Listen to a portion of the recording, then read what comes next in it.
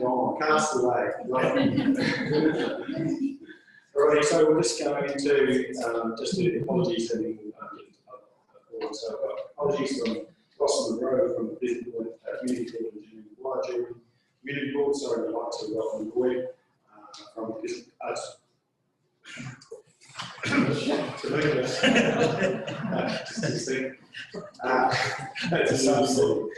any other apologies? We'll move to those. Thank you, Councillor Parker. Councillor Lolly, thank you. So, Jason, welcome. Thank you for coming on. Really appreciate it. And the public forum for us by invitation is really about one, relationship with council and stakeholder groups, and also really getting an understanding for some of the pressures, I guess, and what kids do and what people. So I'll pass over to you and enlighten us. Thanks, Jason. Thank you very much. Work to that off. Is that all right? Yeah. Well, thank you very much for this opportunity to come and talk to you today. I just thought I would give a brief overview of Federated Farmers and the organisation, but history for people that aren't really aware of what FEDs do. But yeah, it's a really good opportunity to come to the thanks. Yeah. So, Federated Farmers has been around for about 120 years. We started out as the Farmers Union in 1899, and the name changed to Federated Farmers New Zealand in 1945. And it's always been a true grassroots organisation. We have 6 industry groups, arable, 6 main industry groups: arable, dairy, goats, high country, meat and wool, and rural butchers. And the meat and wool is sort of sheep and beef, but it's called meat and wool.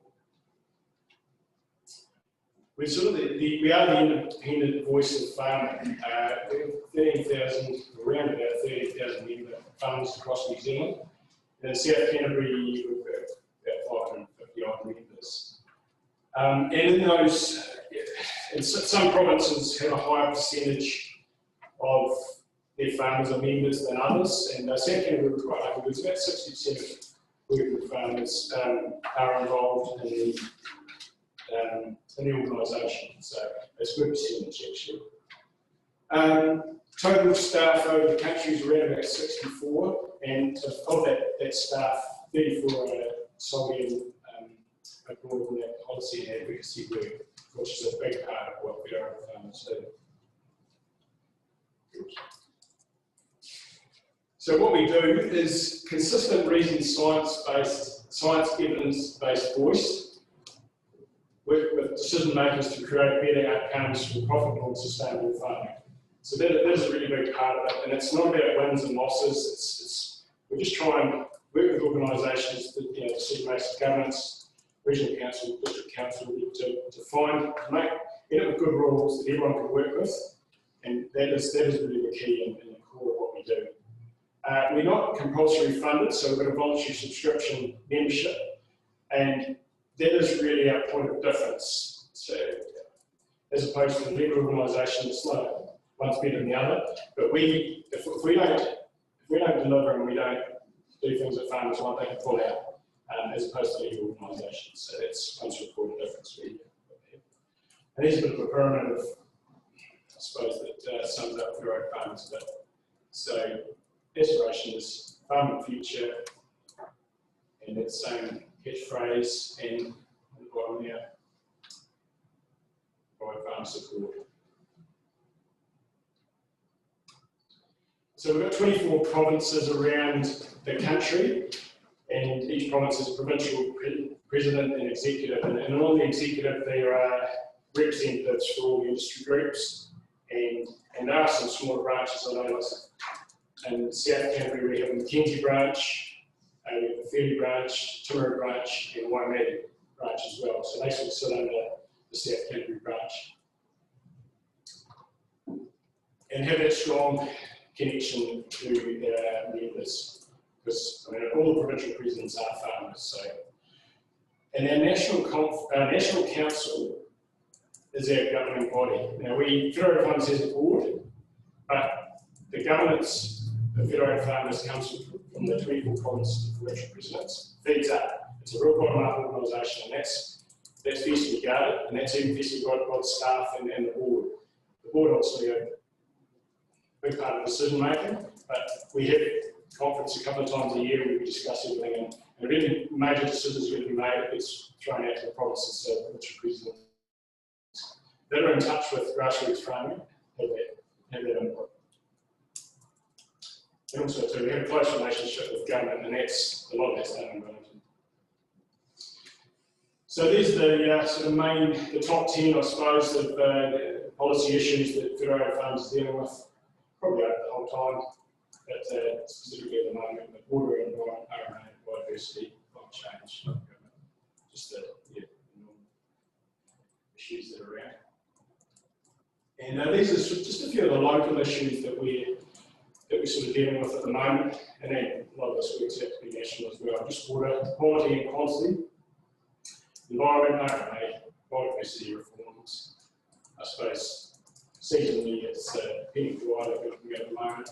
Employment labour supply is something that we're constantly on the fringe of, and weed and pest management.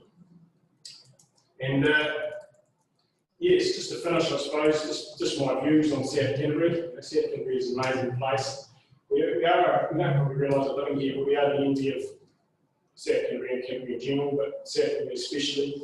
We've got a solid economy built on a prosperous primary industry with great support infrastructure, irrigation schemes, water storage, major processing capacity, port, town with sport industries. I just see South Canterbury as being that whole package. We've got everything here. There's not many provinces that have got the amount of processing of our primary industry products that South Canterbury has. 3 dairy factories, meatworks, and Washlike, and it's just got so much there. So I'm really enthused about our future and where we go. Yeah. So that's all I've really got. I'm Federated Farmers, but I'm happy to answer your questions. Yeah, awesome. Thanks, Jason. But especially I'd like to thank you also for hosting the planning team the other night at the Feds. I think it was pretty proactive overall, gets people the opportunity to have a voice and have a say, and I'm sure some from that group have probably got appointments with Mark and his team to come and have a chat, which is fantastic. And I can see that one of the focus was obviously in policy and advocacy, and with this sort of thing we understand that we've got to get that right. It's got to be mutually beneficial, it's got to be enabling, economically, but it's also got to balance environment and amenity value. And I think we all want the same things. It's just certainly how we get here, and just having an open conversation and the relationship that we've had with Feds in the last year. We really appreciate that from a council point of view, because I think it's great and really positive that we can just pick up the phone and have a chat. So I really appreciate that. And the district plan is a key example of where we need to work together to get it right or wrong. Yes, I really appreciate the relationship we've got as well. It's good. It's really important. Yeah. Yeah, cool. Councillor Gilchrist. Hi, Jason. Yeah, thanks for hosting the meeting. That's good. Thanks for coming. No, it was really, really good. Just huge credit to the member farmers for that. I understand the huge impact that the primary sector has on our district and how lucky we are. But I think we all know there are some water quality and quantity issues. What do you see as the solutions to some of those problems? Some of them are really hard, and that's something that I'm really struggling with the nitrates. It's the science isn't there to really fix the problem, and I don't see us being able to simply just cut back production to the extent that might be proposed in order to try and fix it. That's going to cause a huge amount of financial harm to the region, and a lot of distress to a lot of farming businesses, and just how much of an impact that will have on fixing the problem is something we're not really sure. And it's not about kicking it down the road. It's just the time, and I've always advocated that we need time and science. So I think we're really confident we'll fix that. So that's where I look water quality, also the nitrate side of things. I mean, as far as fencing off waterways, there's a huge amount being done around that, and that's that surface water issue. And it's a lot easier to fix because you can see it. It's right there. I know personally on our farm, in this last year, I think I've spent in doing that. There's a lot of it's around that Hartsville of the farm. So that's been good. So I mean, we're working towards that. There's been a lot done in the last 20 or 30 years in farming around that. So those are the sort of the two main parts of it that where we're at, I suppose. So it's a bit of a difficult one, but I mean, we definitely. And I do know. I always got a story that I was up thinking in the mid-90s, and I don't remember doing diploma in agriculture. And I don't remember ever talking about water quality in that diploma, so that's in the mid-90s. And since then, I'm sure there's whole papers on it. So that's how far we've come. And I know in that short time, we've yet to see some of the benefits. I'm just hoping. Yeah. Thanks. May I ask one more question? You're the perfect person to answer this one. Is there much interest or talk in the farming community about the benefits of regenerative farming? Is that something that farmers talk about and see as maybe having some potential? Well, I think it's a lot of the regenerative principles we actually, most farmers take on board as it is. There is nothing really that defines regenerative farming. It's not like organics where we know this strictly there's rules around that. So regenerative is really quite broad and it's a trendy word, I think too. So it's quite a hard one to define. But there's is New Zealand farming, how far we've come and what we evolve. We're evolving all the time and taking on new farming principles. I just remember in my farming career, with lots of scanning of sheep and rotational grazing and different types of grazing patterns and practices. We're always learning. So, I mean, there'll be some things that come out of people who are on the real forefront of the regenerative farming that we'll be able to take on in mainstream. So, it's really hard to define, but we're always keeping an eye on what's going on. Thank you. Thanks. Anyone else? Another question, Tim? No, that's cool. Just interested in regard to the regenerative farming, I was with Minister O'Connor just before the election. He was doing a tour, and he touched on that. And as far as branding, I think it was in the States. Regenerative farm product has another $2 price point. So, and it's pretty much something a lot about country folk are doing on a day-to-day basis anyway. So it's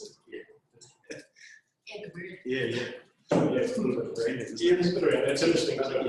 In the United States, they really did take it on because they had their soils were so depleted and they had no carbon in their soil. So it was sort of started out to try and build that carbon up. Whereas New Zealand soils are so rich in carbon, we're starting from a completely different space. So I think that is where it originally came from. Yeah. I think that maybe there's saving water. As well as the soil. Yeah, definitely keeping carbons on, and especially sort of increasing soil carbons are the best ways of avoiding capacity in the soil. So.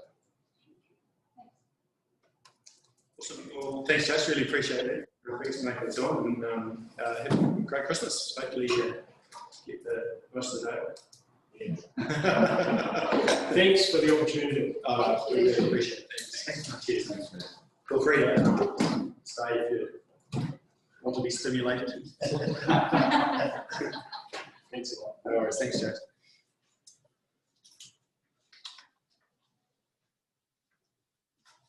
Alrighty. I think we've got a wee bit to get through. So, identification of urgent business, anything? No, one in nature. Going to the agendas in front of us. No, everyone comfortable with that. So we'll go off a few minutes just to confirm. So we'll try and look through this. If there's anything specific that you want to mention, just so we'll just do a number and we'll go into minutes. 7.1, we'll move up to that. Council rules, Council Gilchrist, motion for floor. All those in favour, please say aye. Carried. 7.2, 27th of October. Councillor Gilchrist, Councillor Riley. Motion to the floor. All those in favour, please say aye. Carried. Thank you. 7.3, Councillor Lyon, Councillor Booth. Motion to the floor. All those in favour, please say aye. Carried. 7.4, trustees and trustees appointment subcommittee. Just if someone's Councillor Lawrence, Councillor Parker. Thank you. Put the motion to the floor. All those in favour? Aye. It's carried. Thank you. Go again. 10.5. Councillor Wills. Councillor Parker. Yes. Put the motion to the floor. All those in favour, please say aye. Aye. It's carried. Okay, 10.6. Tenders Committee. I'll move that. Councillor Gilchrist. Put the motion to the floor. All those in favour? Aye. Against? Carried. Thank you. 7.7, tenders and procurement. I'll move that again. Councillor Gilchrist. Motion to the floor. All those in favour? Aye. It's carried. Statement 8, extraordinary tenders and procurement committee meeting, 8th of December. Councillor Gilchrist, Councillor Bird, thank you. Councillor Bird. Fine job today reading those names as well. I'd like to mention you. Put the motion to the floor. Those in favour? Aye. It's carried. Oh, sorry. Welcome, John.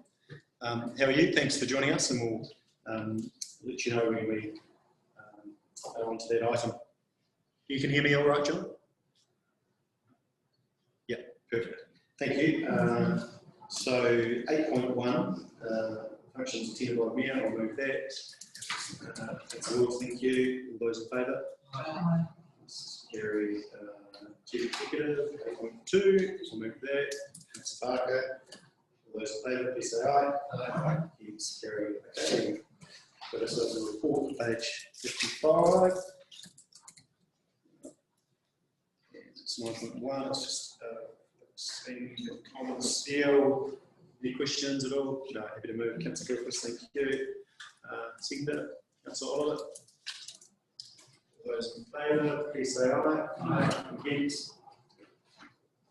Thank you. Then we get to page 60. Confirmation. Tenders and procurement. Any questions regarding to that? So I'm going to move. Thanks to Councillor Gilchrist, Councillor Birds. Put the motion to the floor. All those in favour? Aye. Yes, carried. 9.3, page 61. So again, questions? Comfortable? Yeah, Councillor Bird, Councillor Gilchrist. Put the motion to the floor. All those in favour? Aye. It's carried. So council calendar, just reconfirming. Has everyone had a chance to look through that? Thank you, Councillor Wills, Councillor Parker. Motion to the floor. All those in favour, please say aye. Aye. Yes, carried. Thank you. Page 64. Asset revaluation. Who's speaking to that? I can make the Oh, thanks. You can just really briefly. Thanks.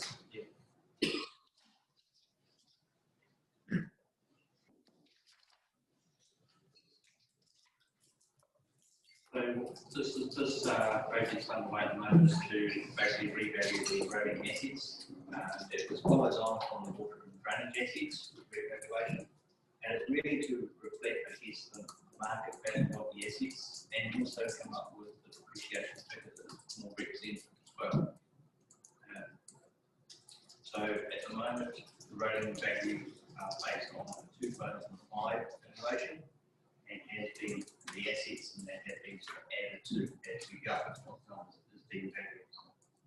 The proposal here is that we do bring it back up to do the whole revaluation and I guess reset it in the market.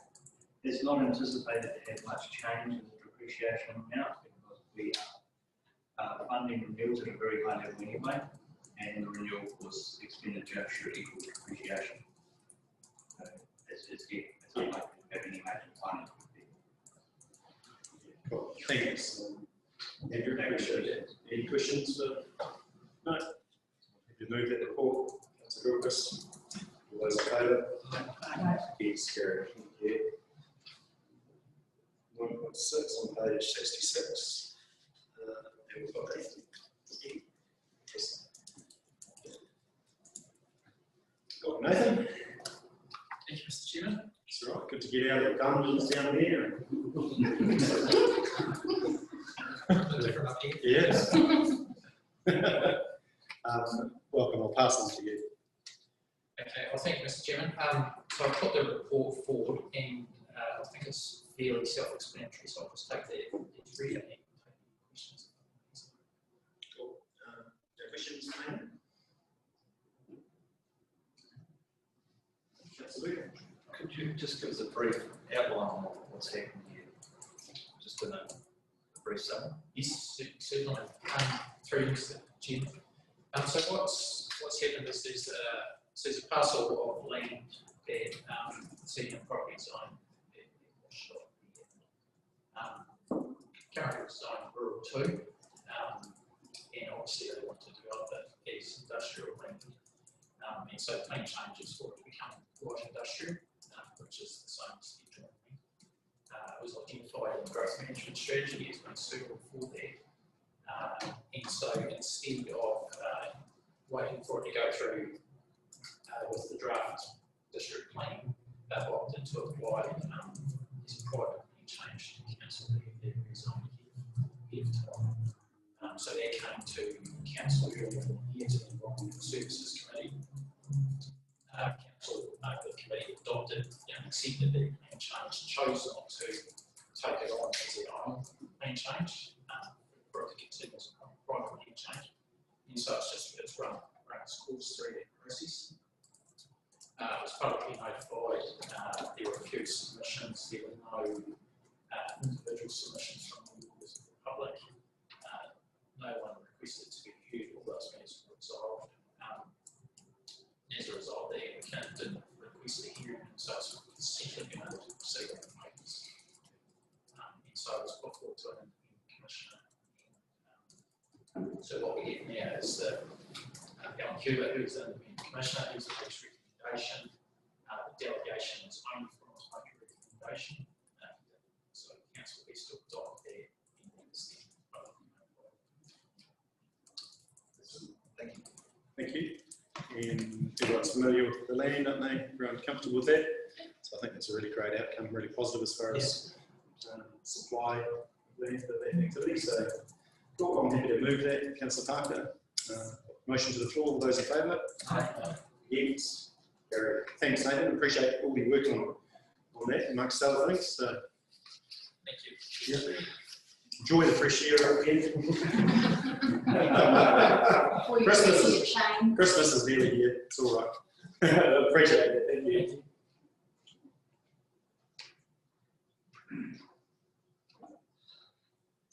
Already.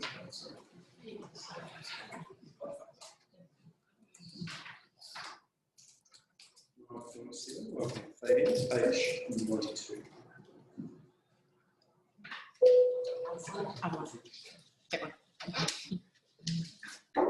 Through you, Mr. Mayor, another day, another afternoon, another policy. Really rattling through these with a few fast these days. So this policy, you may cast your mind back as far as March, and we did a bit of a review on some of those governance policies. This one's undergone quite a bit of change from its previous state. It's recommending the establishment of a framework so we can create the terms of appointment for members on committees that are not council elected members.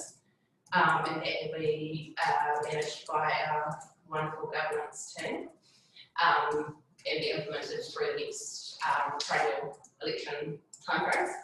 And so if council is agrees with this change in policy, that will it will sort out that framework in preparation for the next election, and the status quo will exist until the payment of current members who are remunerated through the current policy. So, any questions on any of that? Questions for Fabian? A little bit more policy for Christmas, don't we? Wrap it up. We haven't seen nearly enough policy today. No, it's, yeah, I promise. Happy to move. Brilliant. Thank you, Councillor Wells. Councillor Lyon. Motion for all those in favour, please say aye. Please. There are thanks, David. We really appreciate that.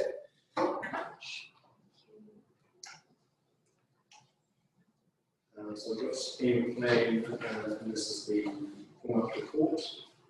Page 1 3, you've got that.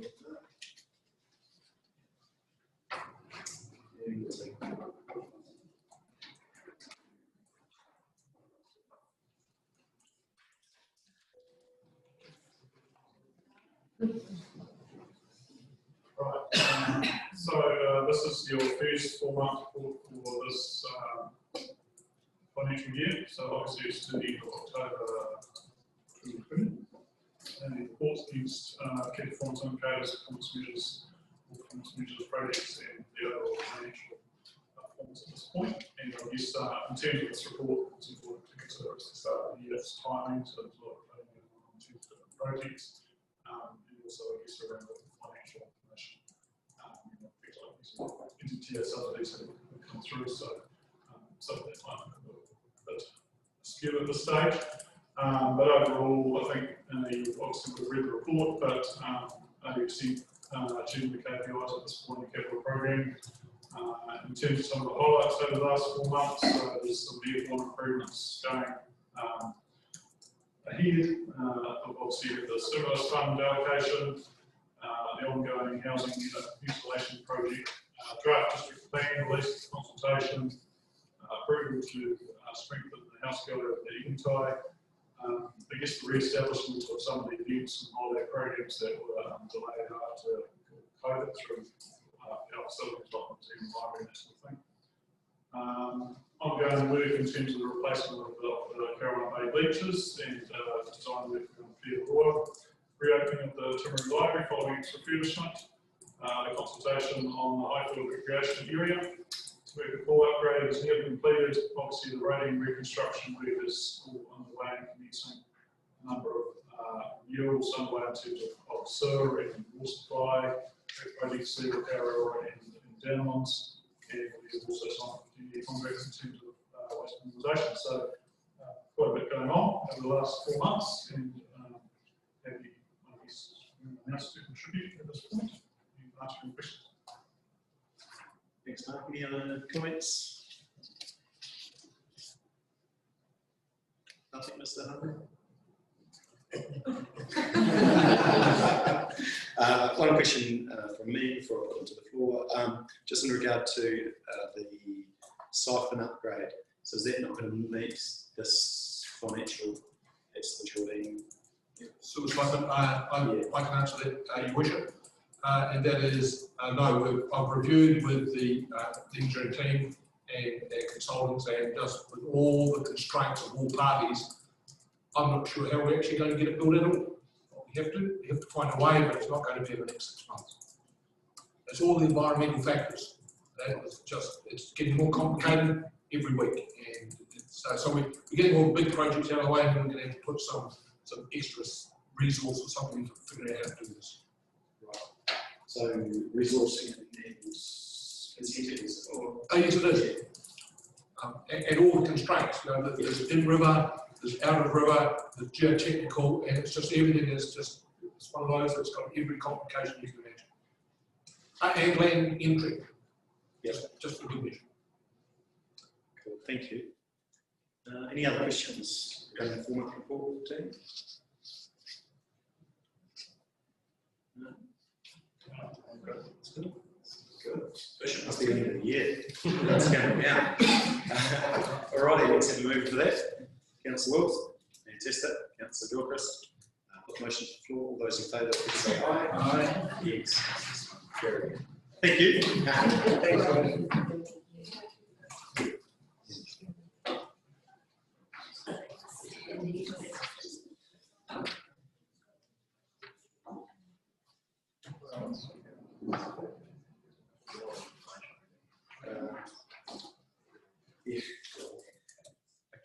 Thanks, so we've got Gary Field, so we're putting on page 208.